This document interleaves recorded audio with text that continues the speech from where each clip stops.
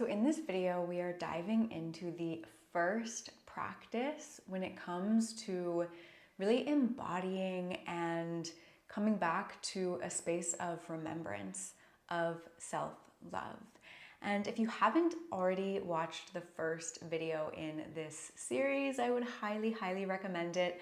I will link that video right up here. But the first video really dives into what is self-love? What is it not? And what is it that is preventing us from being able to tap into this space of self-love that exists within? So practice number one, or step number one when it comes to self-love, in my opinion, is essentially step number one when it comes to pretty much everything. Any kind of self-transformation, any kind of changes that we want to make in our lives, releasing what we are ready to let go of, it all starts with awareness, mindfulness, and awareness. What you are aware of is all that exists for you. And what is so incredibly powerful about mindfulness is that it actually allows you to be in the space of being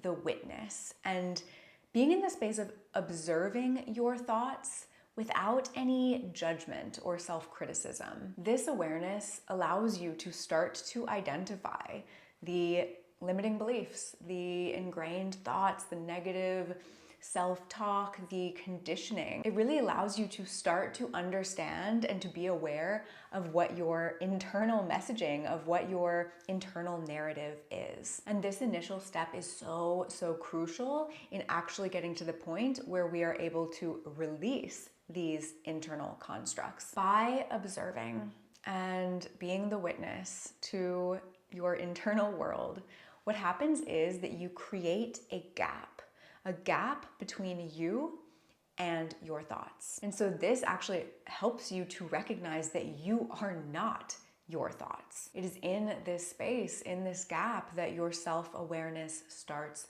to grow. And another really amazing thing about this space, this gap that is created through self-awareness, is that it allows us to start to sort of view things from a little bit or a lot of bit of a different perspective than we would have before. And I'll give you an example of this. If you have seen any of my ayahuasca videos, you may have heard me mention this before. In one of my ceremonies, I had what at the time felt to be one of the most traumatic experiences of my entire life. It was essentially me going to the absolute depths of hell, experiencing all of my worst thoughts, worst beliefs, all of my inner demons, all at the same time. And because in ayahuasca and in some of these plant medicines, there really is no concept of time,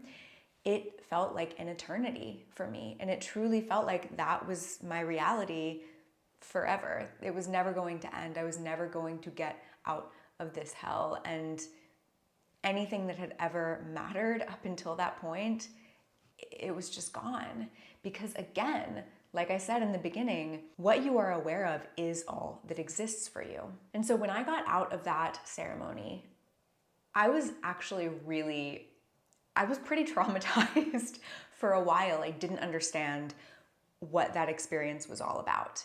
And it wasn't until months later when I had my next ayahuasca ceremony, and I really went into that experience just fingers crossed, hoping I would have this light, beautiful experience, not go back to that hell. So I was having a beautiful ceremony and things were going well, and then all of a sudden, everything shifted.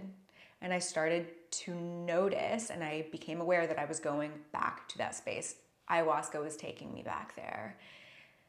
But something about this experience this time was different. In my previous experience, there was no gap. There was no distinction between me and the thoughts, me and the fear. And so that was all that there was. That was my truth. That was my experience. But in this ceremony, even though ayahuasca brought me back to the exact same place, the exact same fears and kind of hellish environment, I was the witness. I was simply observing. And so all of the emotion, all of the fear was gone. It didn't exist because I understood and I was aware of the fact that there was a space. There was a gap between me and my thoughts, and I was not my thoughts. So it wasn't real. It was no longer my reality.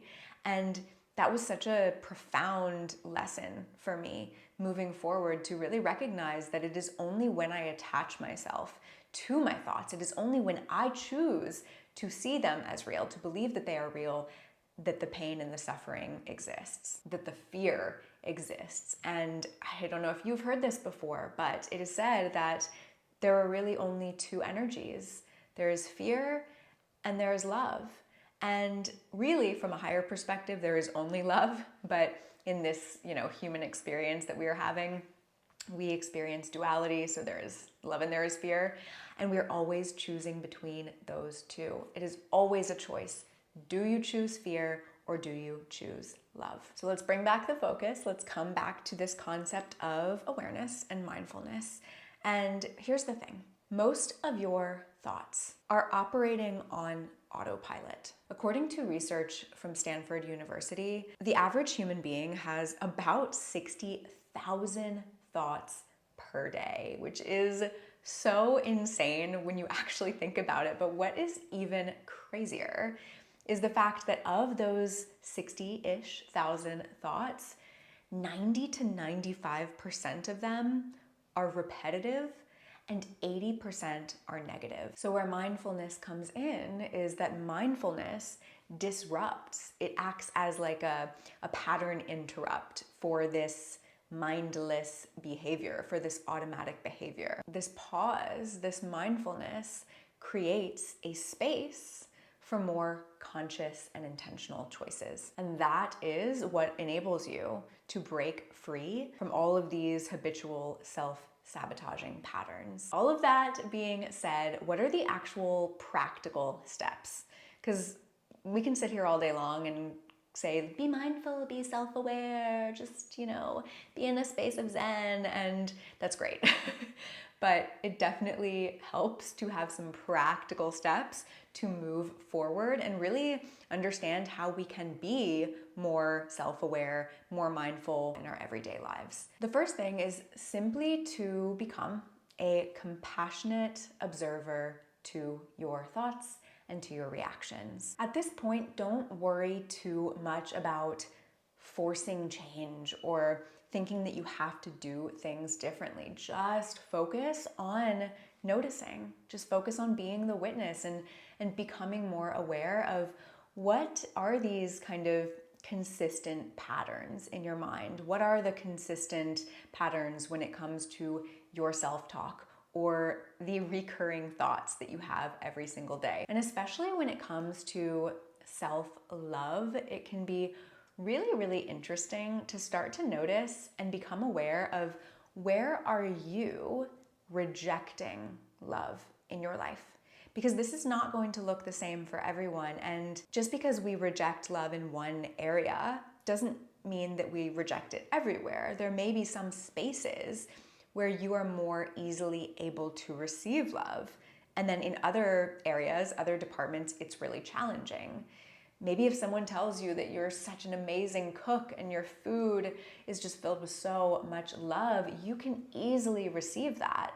But if someone tells you that you look so beautiful today and you look amazing in that dress, that's a little bit more challenging for you to receive. Whoa, there's a plane. Maybe you even will not receive that compliment. Maybe you fight back and say, oh, this old thing? And no, honestly, I do not look that good in this and I really need to lose some weight. So where are you willing to receive compliments? Where are you sending them away? This can say a lot about what areas in our lives we really struggle to love ourselves, to receive love. So start to get curious. Why is it so hard for me to receive love in this area? What may have happened in my childhood or in my past that has caused me to struggle? What belief system must I have for this to feel so true. And another really amazing thing to think about, to meditate on, to journal about is, what does self-love look like to you? And this is just something that allows us to be a little bit playful with it and just kind of reflect on how we really see that self-love is embodied. And I'll give you an example. I'll give you my own perspective. As I was traveling, I met so many incredible people, but I started to really notice and pick up on the fact that there were certain things that were in common with the people that I felt really just absolutely radiated and embodied this sense of self-love. And one of those things for me was the fact that they were just so unapologetically themselves. And it's not that they were assholes or saying whatever they wanted to say all the time. It was that they were being true to who they were, regardless of if it made them look a certain way or if maybe somebody was going to judge them. That didn't matter. There was no shame in who they were. They understood their strengths, they were aware of their weaknesses, and if those weaknesses were things that they wanted to improve upon, then they would take the action to improve it.